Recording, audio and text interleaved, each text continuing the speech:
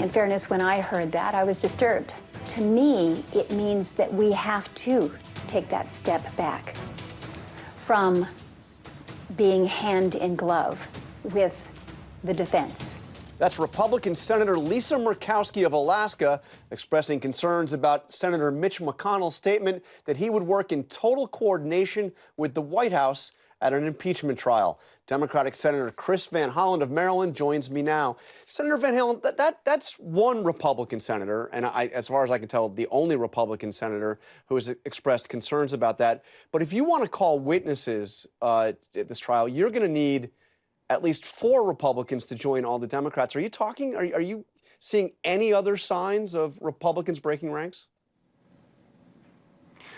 Well, John, that's the entire reason we're focusing on the importance of a fair trial. And all Americans, I think, understand that a fair trial means you get to call your witnesses. And Senator Murkowski put her finger on the big issue, right? Is Senator McConnell, the Republican leader, going to try to rig this trial right from the start, working in lockstep with the president and his lawyers?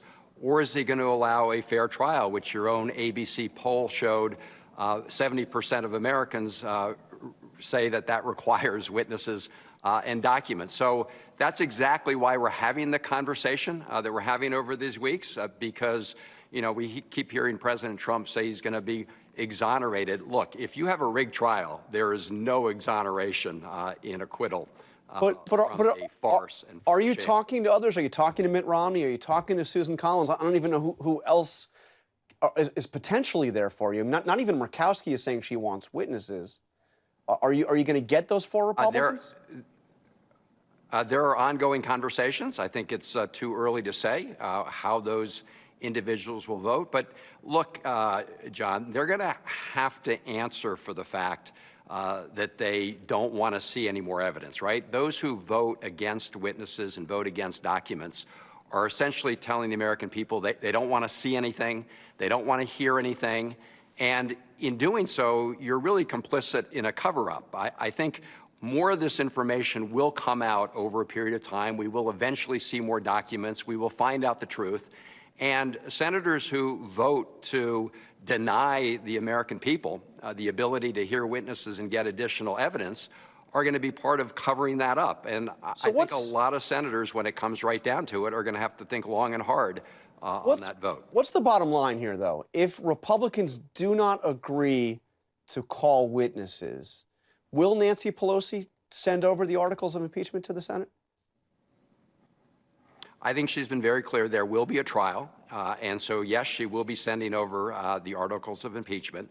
I think right now we're engaged in this conversation about the importance of being able to call witnesses. Look, we just saw, not that long ago, more documents surfaced out of the White House from Michael Duffy, one of the folks at OMB, very close to the president, to Mick Mulvaney.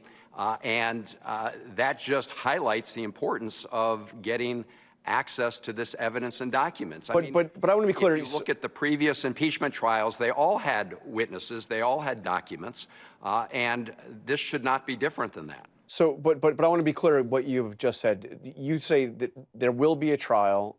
Speaker Pelosi will send over those articles of impeachment, even if Republicans do not agree to have witnesses. Look, ultimately, Speaker Pelosi will, of course, make that decision. But I think she's been clear. She will send over the articles of impeachment.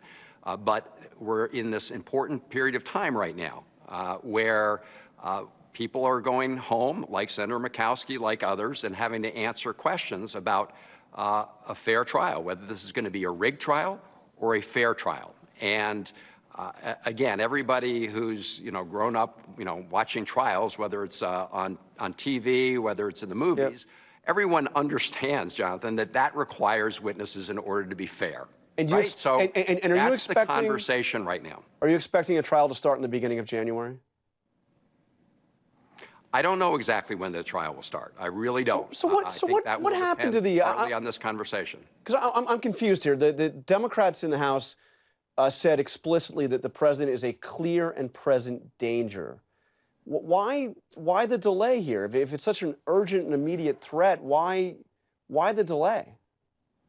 Why not get on with the trial? Well, an urgent immediate threat requires a fair trial, right? If it's rigged, then obviously that doesn't address the concerns that the folks in the House had. The House wanted to call these key White House witnesses. This president has taken the unprecedented stand that he has absolute immunity. No president has ever claimed that kind of immunity before. Now, in my view, the House has already put on ample evidence to show abuse of power and obstruction of Congress. President Trump, as you know, has said he wants a trial. He wants to exonerate himself. So he's going to have to ask for documents and witnesses. And so why shouldn't the House prosecutors be able to come forward and put on their full case? If you get an indictment in a grand jury proceeding, it doesn't mean you don't get to call witnesses at trial or have documents at trial. That would be nuts.